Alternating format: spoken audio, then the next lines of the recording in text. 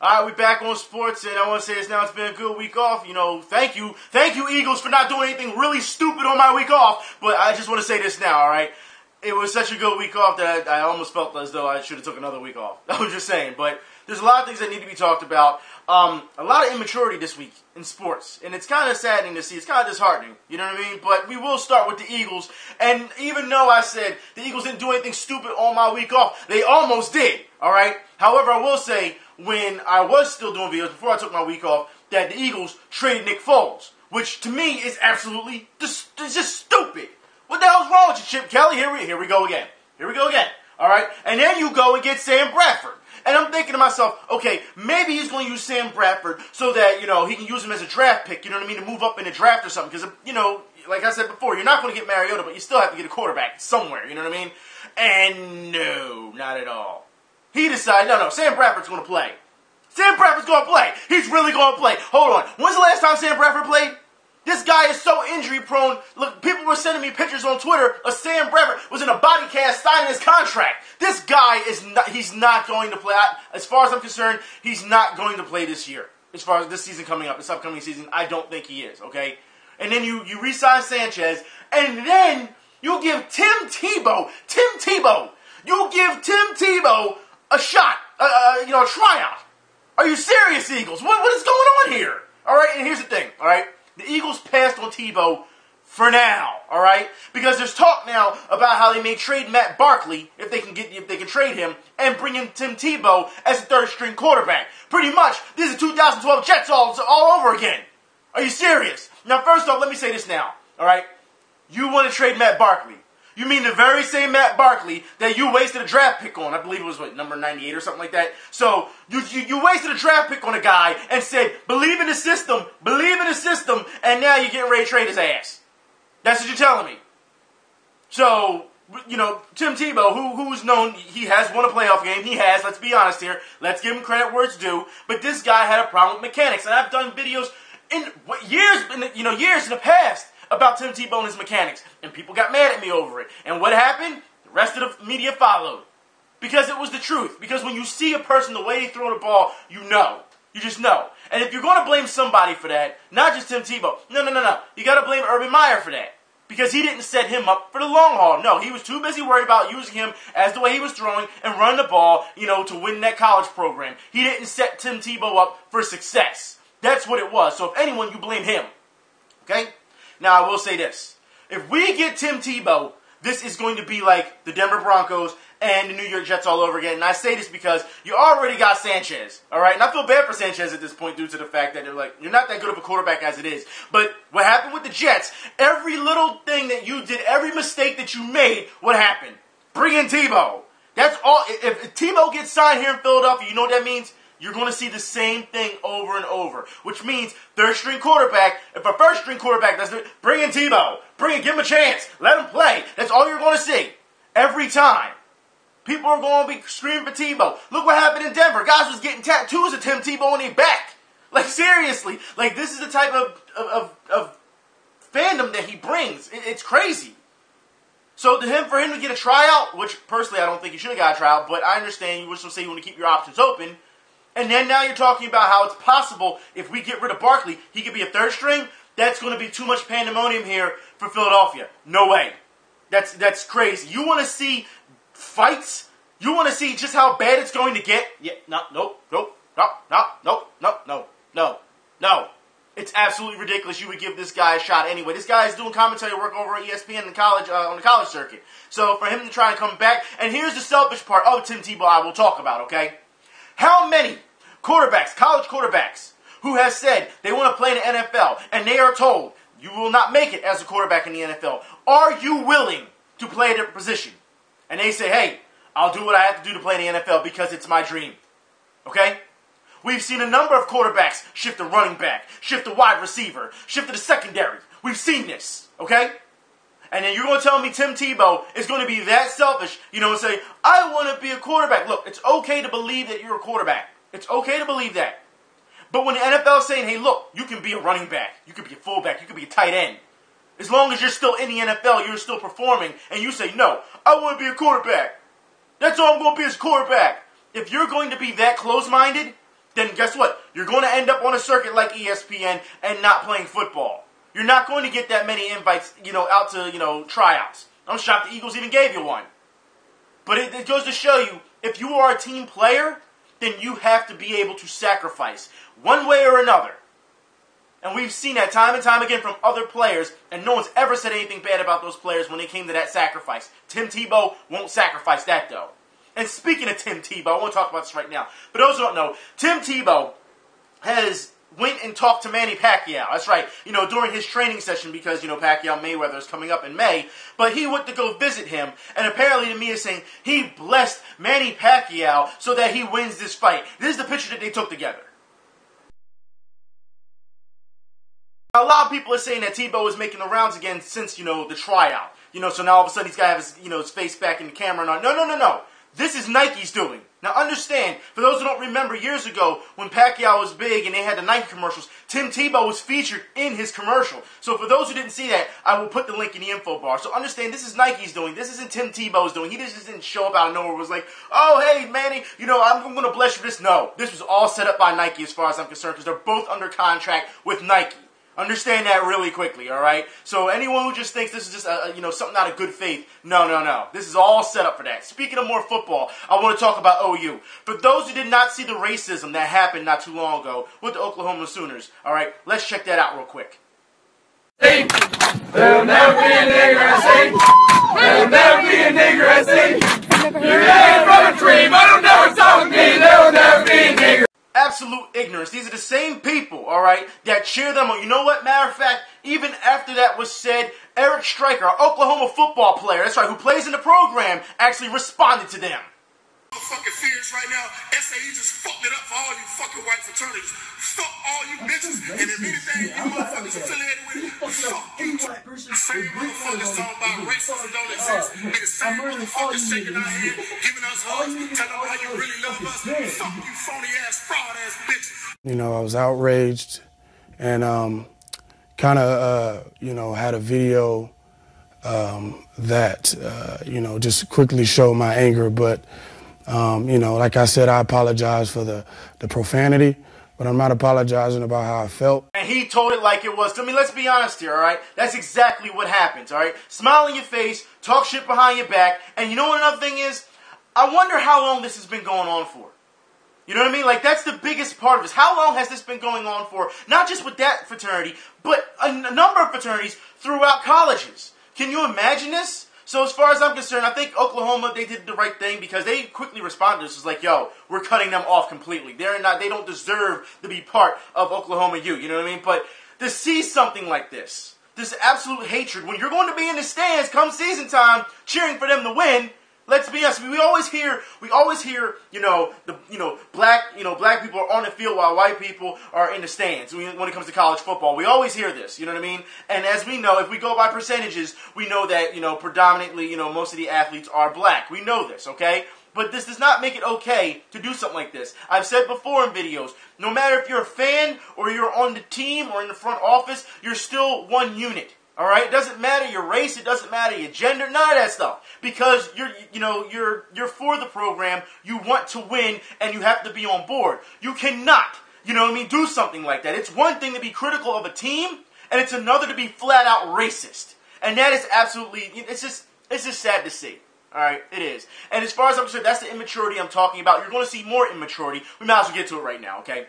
Now, for those who don't know what's going on, not too long ago, MMA fighter Josh Neer had a fight, that's right, but it wasn't in the octagon, no. It was against a Facebook bully who kept targeting him and told him how he was going to knock him out. So, Josh Neer, what did he do? He took his challenge, he accepted his challenge, and this is what happened to the internet bully when they fought. Come on, man. Come on. All right, let me, Josh. You're all keeping up. Internet bully ass whooped. And I put it like this, all right? That is a trained fighter. I have to say this right now because this is the second time we've seen this as of late, all right? Not too long ago, we saw Charlie Zelenoff, who was a YouTube clown, decided to challenge Deontay Wilder, heavyweight champion, boxing heavyweight champion of the world. Yeah, and he threatened his children and everything, and then when he met up, Deontay Wilder whooped his ass, did he not? And here we have it again. So what is this? What's the lesson for today, okay? Trained fighters, 2, alright? Tough guys on the internet, 0. That's what I don't know why people would tempt a trained fighter. I don't understand that, alright? Just because you think you're tough. And I'll put the link in the info bar because they talked to Josh Neer on how this all started. Now, like I said before, this guy, he was targeted by this guy because this guy was on Facebook talking about how MMA fighters are trash and how he whooped his ass. And in the info bar, in that link, that article, they show the messages, the private messages between the two and how he just kept bullying Josh Neer. And Josh Neer talks about how this guy was twice his size and he still whooped his ass. It goes to show you, it doesn't matter how big you are, how tough you are, if you're going to take on a trained fighter, you better be ready. Because if not, that's what's going to happen to you. Seriously, it doesn't matter in what combat, boxing, MMA, whatever. If you're taking on a kickboxing, whatever. If you're taking on a trained fighter, you have to be ready. This is the second time now we've seen this. Y'all have to start learning y'all lessons. Like I said, the real world has consequences. And you cannot, I don't know if they're doing this just for fame, or whatever it is, but you should know there's consequences in the real world. I will talk about more consequences later in the real world. However, I do want to move on to football. That's right, overseas. We won't talk about this. I want to get this straight, all right? For those who don't know, Sunderland benches Adam Johnson after having sex with a girl under 16 years of age. Now, look, this, I find this weird because when it happened, and then they were going against West Ham. Now, we saw what happened not too long ago with Chelsea when it came to West Ham. And they did the video, this is how we do it in West Ham. And I showed you the video. I was really hoping that they did another one. This is how we do it in West Ham. And then, excuse me, how old are you? It would have been to keep poking fun at stuff like that. And the guy was benched, of course, for what he's doing. But as we know, he was out on bail. We don't know what's going to happen right now. But it's saddening to see that someone would do this. I mean, granted, you're not going to, ask someone for their age, like just straight out the gate. But you have to understand, if the girl looks young, you have no choice. We all know that women these days, that 16-year-olds will look like 21-year-olds. We know that, all right? But you have to ask, man. Especially if you're a grown man, you have to ask. There's no way. There's just absolutely no way, all right? Also, I want to talk about flopping. That's right. Now, I'm not going to get to the Griffin Force flop of the week just yet, but this is still soccer related. I want you to see this, how this guy slightly bumped into him. And this is during Chelsea match, and Diego Costa bumped into this guy. And he barely touches him. And the guy decides he's going to try and somewhat flop and try to get a yellow card out of Diego Costa. But what happened, actually, is that the ref gave the other guy the yellow card.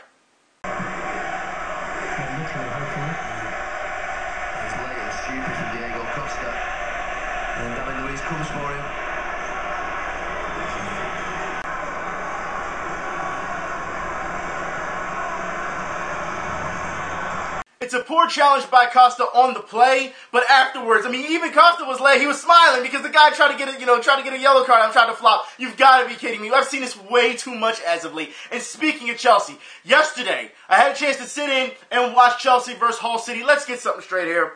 All right, it's too close. This is getting way too close when it comes to Man City and Chelsea when it comes to the points for the race. I was actually a little upset what happened with Liverpool not too long ago when it came to them going up against, Manchester United. The fans in Liverpool showed up, and they showed up. You want to talk about loyalty? You want to talk about pride? That's, if anyone saw it in the beginning, before the match started, that is how you show your fandom. The flag, all these flags, just the way they treated everything. It was amazing to see. I will put it like this. Some of those calls were absolutely questionable when it came to Liverpool. Fans were upset. The game almost ended on something questionable. The guys were going to get ready to start fighting. I don't understand what's going on here. I saw Gerrard step on a guy's ankle and he got thrown out. Was it a red card? In the first, the first minute, 30 seconds into the second half? And he's supposed to be your captain. You know what I mean? He was already benched. He was already mad as it is. This was his third red card. And now they're talking about he's not really playing that much heart due to the fact that he's going to LA Galaxy next year. I don't know why you would leave the Premier League to go to the LA Galaxy. I don't know why you would do that. But Chelsea, you're killing me here. All right? You're killing me. Because of the fact that Chelsea, you go up 2-0. Like I said, you always got to start out aggressive. And by God, you came out aggressive. You came out 2-0 against Hull City, and I was happy. And then within 17 seconds within each other, you give up back-to-back goals? What's up with that? What is up with that? And then you finish the game off of a lucky kick. That's right. off a substitute for Costa. Oh my God. Like, these are heart attack games. And you got to think, we have, what, 7 games left? There's no way that you can play this way against Hull City, who doesn't have a record of beating you. All right? They draw with you, but they have never beaten you. And the fact that they took you to the limit like that is crazy. Especially with a +4 time? No way. There is no absolute way that you can sit here and say, that was a good game by Chelsea. Like I said, they started off red hot, and then that was it. And it's kind of sad because second half, you fell back and you played defense. And that's all you did because Hull City, they had a number of opportunities to score on you. They just couldn't finish. That's what it was. I don't understand this. And you think that Man City, and the way they played, all right, over the weekend, they played pretty damn good. These guys are in form. So this is their run, this is their stretch, this is what they do. Late in the season, they get their legs under themselves and they just keep going. Chelsea, you have to keep this pace going and you have to show your dominance. If you do not, because even yesterday, the announcers were saying they weren't sure if Chelsea deserved their points after the game because of the way they played. When you have announcers, when you have the general public, even though you won, and they're still like, I don't know, man, like, there's a problem. There's a big problem with that. And this is going to keep happening. Come on, 7 games left. 7 games left. You going to tell me you can't wear your pride on your sleeve for 7 games? Let's go. Seriously. But speaking of the Driven Force flop of the week, I said I'd get to it because I want to talk about flopping. Check this out, all right? Then once again, we're staying with football overseas. This guy is barely touched. And he launches himself in the air, which is absolutely hilarious. Like I said, the things I've seen over the week I was off, it's just, possibly it could get worse, but this little touch, I'm sorry, this is a love tap compared to the things that we have seen. Oh, then again, we've seen times where guys aren't touched at all and they still flop, but still, Driven Force flop of the week. Check this out, people. It just runs out of ideas. Like, he looks up 2 or 3 times, there's a little look, just delays it, and in the end, really just runs in to Carl Norton. There's not an awful lot in that. Look, Norton's pretty much stopped by the time as a challenge. It looks pretty innocuous to me. Yo, who just does that? I'm just going to launch myself this way. Like, who does that? Who does that? Like, come on, man. Like, come on. Yeah. You deserve that flop of the week, bro, as far as I'm concerned. I want to move on to college basketball, and I have to talk about this. We all know that March Madness is going on. Villanova. What the hell's wrong with you? Look, let's get something straight here. Villanova was projected to go very far in March Madness. At least get to the Sweet 16, right? And as we saw before Villanova played, there was a number of people on Twitter who were talking about how Villanova wasn't going to make out the first round and how people were just laughing at Villanova way before the game started. And what happened? Villanova choked. That's what happened. They choked. And I say this due to the fact that for those who've watched Villanova throughout the regular season of college basketball, they would shoot at what, 48%? They were shooting 48% during the regular season. They get to this game and they shot, what, 24%? So yeah, and they had their times every time. Close layups being missed. Uncontested layups being missed. Like, this is something, it almost felt like the nerves had got to them. But as we know, there were a lot of times where in the stretch, Villanova started to come back. They started to feel their rhythm for the threes. But you have to understand the team that they were playing against, NC State, decided, hey, we have a whole new different, ballgame for you. We're not going to stop. We're going to keep it on the gas, and we're going to try to score points in the paint as much as possible. That's what they did. And Villanova fell because of it. And here's the sad part. This is why I want to talk about the immaturity of things, all right? Because after the game, all right, as soon as the game is over, the girl in the band that plays for Villanova is crying. That's right. And for those who did not see the picture, this is exactly what happened because she's crying and then she's still playing her instruments while crying. Now here comes the immaturity part because people, you have to understand, I understand that people are going to laugh at others, when, or other teams and their fan bases when they, they lose, ha ha ha, it happens, all right? That's part of, the fan bases and rivalries and people who don't like other, teams, things of that nature. It happens, all right? But this girl is crying. And I will put it like this. I posted this picture on the internet, on Twitter. And I was like, damn, even the chick, the Villanova's band is crying. And I saw this picture a number of times, not what I posted, but on other people's feeds and on SportsCenter and on a number of things. And people are just laughing at this poor girl. Now, I don't understand why. Because she could have easily, after that team lost, she could have easily acted like any other idiot, all right? She could have took off her, jersey or whatever and thrown it on the ground. She could have burned her jersey. She could have not played her instrument. She could have stomped off and been mad and F you guys and all. She could have went off. You get what I'm saying? Like we see time and time again with other people. So as far as I'm concerned, she showed maturity, all right? She took that gut punch, and she kept tending to her business. And the fact that people are jumping all over her, as opposed to jumping on the team for choking, it's beyond me. Why wouldn't you be like, ha ha ha, Villanova, look what you did to this poor girl. You know what I mean? You should be ashamed of yourselves. You could really get on the players for this. But instead, everyone is taking these shots at this girl as if she's the shield for Villanova. No, she doesn't deserve that. But it seems like people just are misdirecting everything. I've seen a lot of people, a lot of Philadelphia writers saying, leave this girl alone. She's done nothing wrong. And I agree, she hasn't done anything wrong. She wore her faith on that team on her sleeve. And that's what happens when you believe in something so much and then it comes crashing down. It happens, okay? That's part of being a fan. But you gotta be kidding me if you're going to jump all over this girl for being emotional and still tending to her business as opposed to acting like a raving lunatic or an immature idiot and throwing things and carrying on. That's ridiculous. I understand that everyone gets angry. We all get angry. But when you go that far, no. She showed class. All right? She did. She showed, and I get a lot of respect for her for doing that. But during this Villanova game, I will say this. Once again, blame that ref. People, I want you to tell me, and this is where a lot of people started questioning how Villanova was coming back, because you have to ask yourself, where's the foul on this play? Referee calls a phantom foul, all right, on NC State, because Villanova needs points to get back in the game. Check this out. Tell me where the foul is. Archie Diacono, Pinkston, swatted away.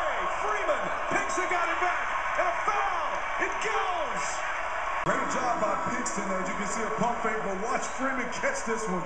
But lucky for the Wildcats, he gets it right back after this block.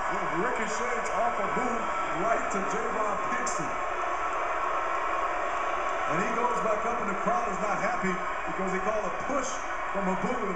From that angle, it doesn't look like much. If that's a foul, then guess what? A lot of people should have been fouled out there. Not just in that game, but in every game. You can't sit here and tell me in the heat of the moment, when Villanova's trying to make a comeback, you're going to assist them on that. That is not a push. All right? That's as simple as that. No call should have been made because, of course, he gets a three-point play out of that. You've got to be kidding me, ref. And then you wonder why people keep saying, blame that ref. This is why. You've got to... No. I want to move on. I want to talk about things that are more immature, okay, in sports. But I want to tell you some of the good things first before I tell you the bad things. I should say the salty things, all right? Now, I'll talk like this, all right? Mo'ne Davis. Now, for those who don't know, Mo'ne Davis is still riding high off her Little League World Series fame, all right? That's the female pitcher here in Philadelphia, all right? 12, 13-year-old girl. For those who don't know, Mo'ne Davis designs, I'm reading this off the computer, designs sneaker line to benefit impoverished girls. Now, while that's a good thing, I really would have felt as though, that would have been for impoverished, children in general. It doesn't matter gender, but this is what they're doing. Fine, okay? As far as I'm concerned, it is still for a good cause, you know what I mean? She's doing something. At 12, 13 years old, she's doing something like this. That's amazing as far as I'm concerned. Also, the Disney Channel is making a movie about Mo'ne Davis. Hey, congratulations, you know what I mean? Like I said, when you're doing all this 12, 13-year-old girl, you think that people will be happy and say, hey, kudos to you. But no. There's always got to be one salty dude, right? There's always got to be somebody out there who is just so mad at her, out of all people, all right? 13-year-old girl you're mad at. Check this out.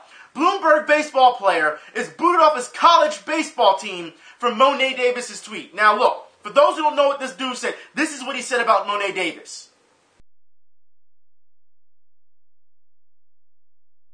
See, this is the type of immaturity I'm talking about. And once again, like I said, real world consequences, they called up to him, and he got kicked off his baseball team. So you're going to call a 13-year-old girl a slut because she had a bad outing with Nevada. Are you serious? This is what a college baseball player. Seriously. The immaturity is just, you got to be kidding me, man. This is how they act. This is how people act. Like I said, it sounds like a lot of stuff. It sounds like a lot of envy right now. It does. That's what it seems like. You've got to be kidding me. Like I said, it's one thing if you're like, all right, well, she's not worthy of a movie due to the fact that, she got beat on, on these number of levels. You want to say that, fine. They go as far as to call her a slut and all this. Come on, man. What's wrong with you, dude? That's a 13-year-old girl. See, that's it. You know what? Speaking of real world consequences, I want to move on. I want to talk about a president. That's right. Because he has really, it's getting to the point. For those who don't know, we're here in Philadelphia, I keep telling y'all, I keep pushing and pushing for, renovations and things of that nature. And for those who remember, last year, after I did the interview with Kenny Smith on park renovations, I contacted the White House to have an interview with the president about park renovations and a number of things. And when that happened, they declined my interview because Obama pretty much didn't have time. President Obama doesn't have time to talk about, sports and playground renovations so that we can keep sports going. And it's not just here, but in the country. But you have time to talk to ESPN about your fucking bracket. So instead of using your time more meaningful and talking about serious issues in sports and helping the country at the same time, you decided to talk to ESPN, authorize, we're going to talk about March Madness. Like I give a damn about your March Madness bracket. You know what? For years we have seen this with ESPN, who also has not talked about playground renovations on TV. No. They had that one article on this situation, but never talked about it, actually had a sit down, actually had a good discussion on it. No, they don't want to talk about it. Obama doesn't want to talk about it, but you're all sports fans, right? Both of you know, you're the worldwide leader in sports, but you don't give a damn about sports. That's what it comes down to. You could have used this time more meaningful to address things, and you didn't. This is throwaway TV as far as I'm concerned. ESPN should be ashamed of himself. The president should be ashamed of himself. I don't give a damn about his bracket. I like my team just for him to fall apart anyway. Who cares? And the thing is, here in Philadelphia, the mayor not too long ago just said, well, I'm trying to find a way, a conclusion to keep kids off the street, and try to keep them away from violence. I find that funny that the mayor would say that because we're going back, what now? 3-4 years ago, where I gave him these options on what he could do to help, and what did he do? He ignored me, did he not? Those who have been following me on Twitter for a long time knows exactly my problem with Mayor Nutter and how we went back and forth. I even showed you the damn footage. But this is what it comes to. Everybody likes to talk about what they want to do, but they don't actually do anything. You know what? This is what I had to come back to. I'm done for today as far as I'm concerned, because this is going to piss me off even more. I'll talk to y'all later. Y'all be safe. I'm out, man.